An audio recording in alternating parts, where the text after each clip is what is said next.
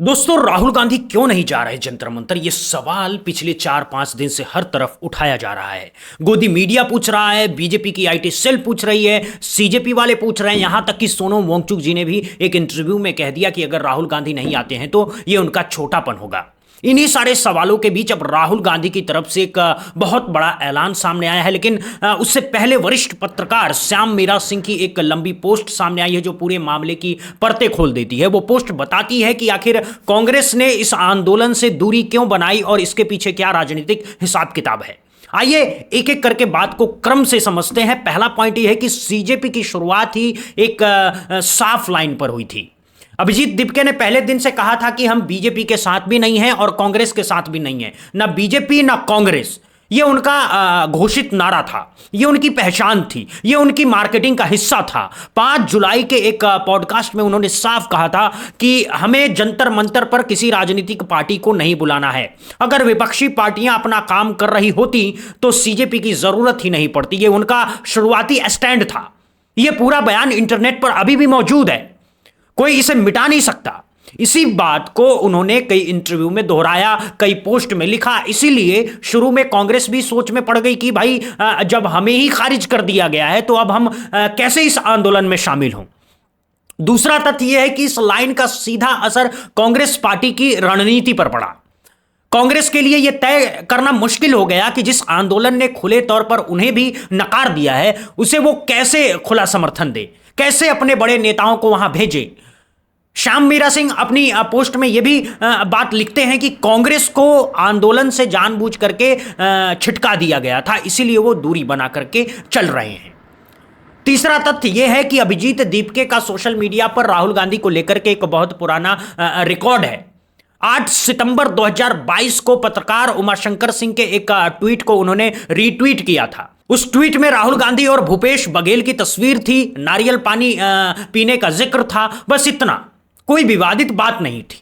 अभिजीत दीपके ने ऊपर से अपनी टिप्पणी जोड़ी और लिखा कि राहुल गांधी की भारत जोड़ो यात्रा एक ट्रैवल ब्लॉग बनकर के खत्म हो जाएगी। यह ट्वीट आज भी सोशल मीडिया पर मौजूद है, यह इंटरनेट पर हमेशा के लिए दर्ज है।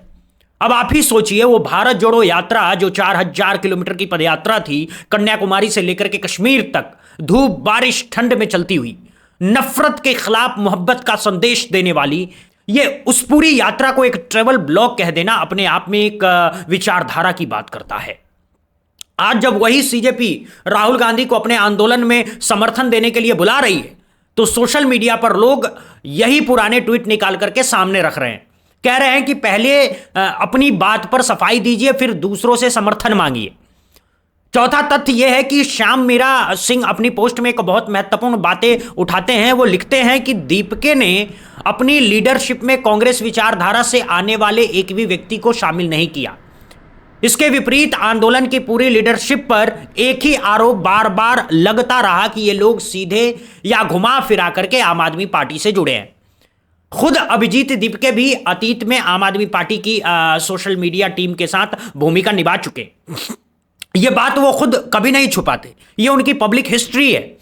अब कांग्रेस का सवाल यह है कि जो आंदोलन देश भर के अलग अलग विचारधाराओं के छात्रों का होना चाहिए था, वो एक ही पार्टी के आसपास के लोगों के हाथ में क्यों केंद्रित हो गया है? कोई कमेटी क्यों नहीं बनी? कोई सलाहकार बोर्ड क्यों नहीं है? यह फैसला एक व्यक्ति ही क्यों लेता है? पांचवां तथ्य यह है कि कांग्रेस का यह डर अन्ना आंदोलन के अनुभव से आता है। 2011-12 में जब अन्ना आंदोलन शुरू हुआ था, तब भी कहा गया था कि एक स्वतंत्र आंदोलन है, इसमें कोई राजनीति नहीं है। फिर धीरे धीरे उसी आंदोलन से एक नई पार्टी निकली, एक नया नेता उभरा और कांग्रेस को जो नुकसान हुआ वो सबके सामने है। इसलिए कांग्रेस अब पहले जैसी लापरवाही नहीं दिखा सकती है। यह उनकी राजनीतिक परिपक्वता है, यह उनका 10 साल का सबक है।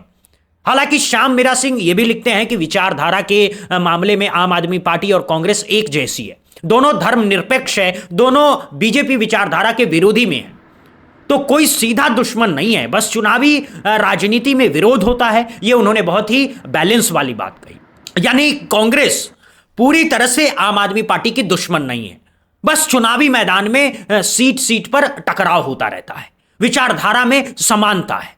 छठा तथ्य यह है कि श्याम मीरा सिंह अपनी पोस्ट में लिखते हैं कि दीपिके ने आंदोलन को अपने ऊपर केंद्रित कर लिया, हर काम मैं करके किया।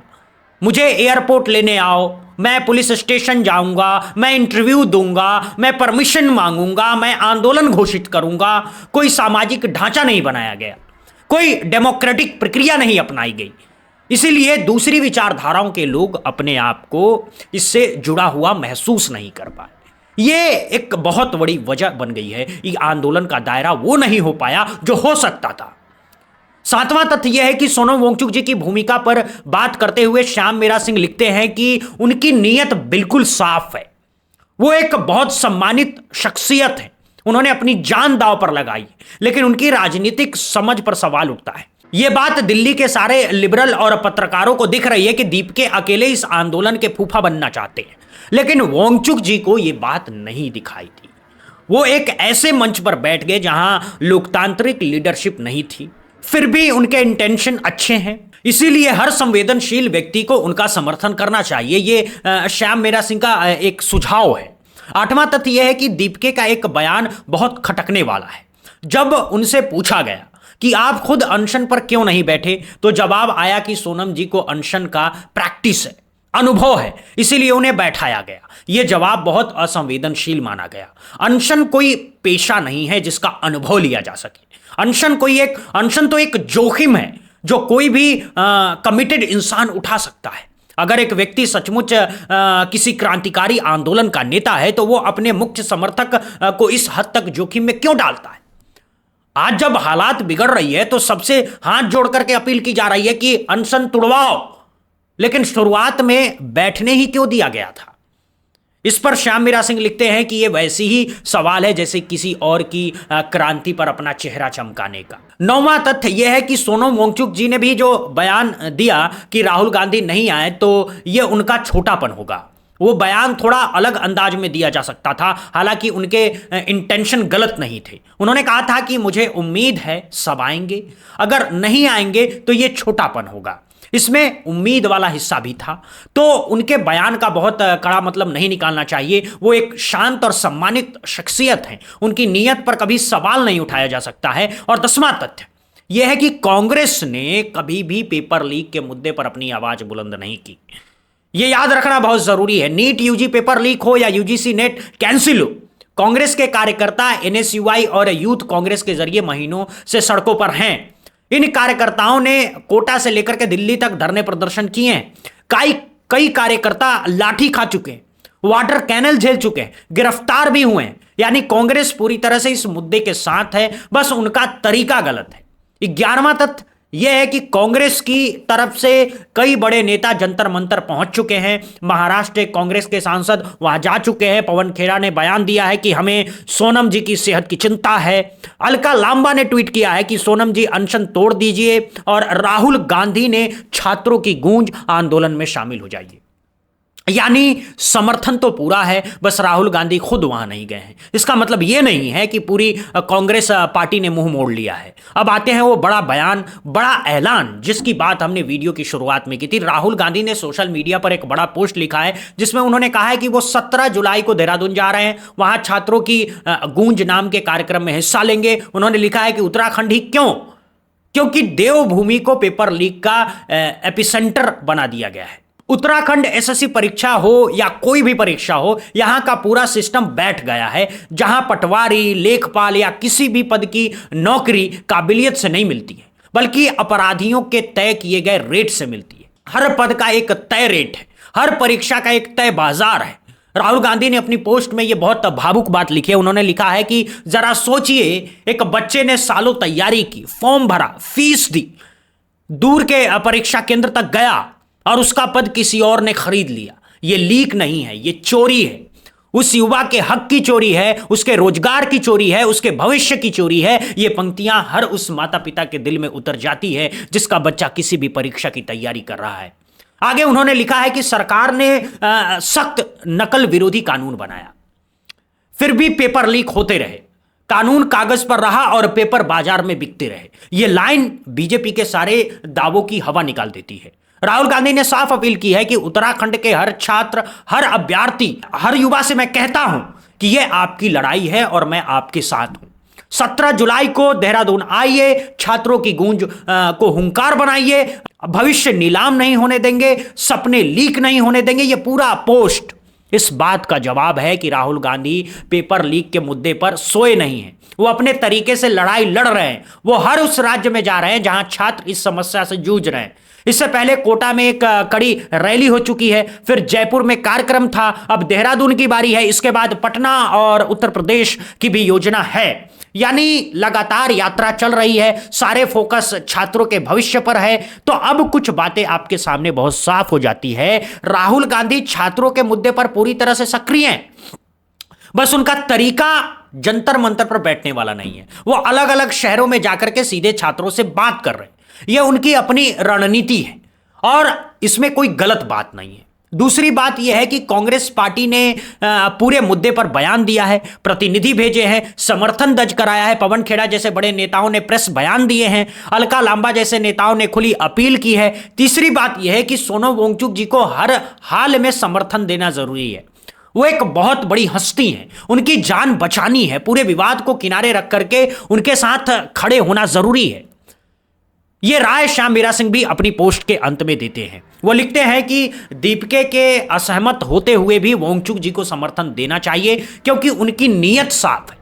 चौथी बात यह है कि राजनीति की बजाय अब सारा फोकस सरकार पर लौटना चाहिए। असली सवाल शिक्षा मंत्री धर्मेंद्र प्रधान से है, असली सवाल प्रधानमंत्री जी से है कि आप कब बात करेंगे, कब एक मंत्री का इस्तीफा लेंगे, कब मध्यस्थता की कोशिश करेंगे।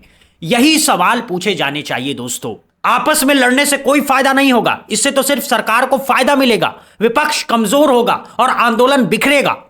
कई लोगों की यह भी सलाह है कि राहुल गांधी को कम से कम सोनम जी से एक फोन पर बात कर लेनी चाहिए, अनशन तोड़ने की अपील कर देनी चाहिए। यह एक मानवीय पहल होगी।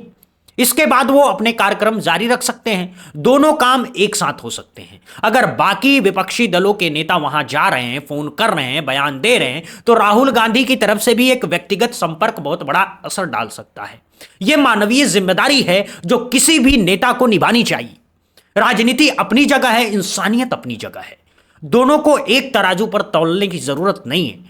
तो आप बताइए, आपको क्या लगता है, क्या राहुल गांधी को खुद जंतर मंतर पर जाना चाहिए या फिर वो देहरादून जैसे अपने कार्यक्रमों से पेपर लीक के मुद्दे को उठा करके सही काम कर रहे हैं? क्या अभिजीत दीपके को अपने पुराने बयानों पर सफाई देनी चाहिए? क्या उन्हें अपनी नीयत साबित करने के लिए एक कमेटी बनानी चाहिए जिसमें हर विचारधारा के लोग हों? क्या सोनम वांगचुक जी को हर हाल में हमारा समर्थन मिलना चाहिए? अपनी राय जरूर बताइए कमेंट सेक्शन में। वीडियो पसंद आया हो तो लाइक कीजिए, चैनल को सब्सक्राइब कीजिए, घंटी का बटन दबाइए ताकि हर बड़ी खबर आप तक पहुंचते रहे। और यह वीडियो अपने हर उस दोस्त तक पहुंचाइए जो पूरी सच्चाई जानना चाहता है, ताकि गलत नैरेटिव के बजाय सही तथ्य लोगों तक पहुंचे। मिलते हैं एक और नई खबर के साथ, तब तक के लिए जय हिंद, जय भारत, वंदे मातरम दोस्तों।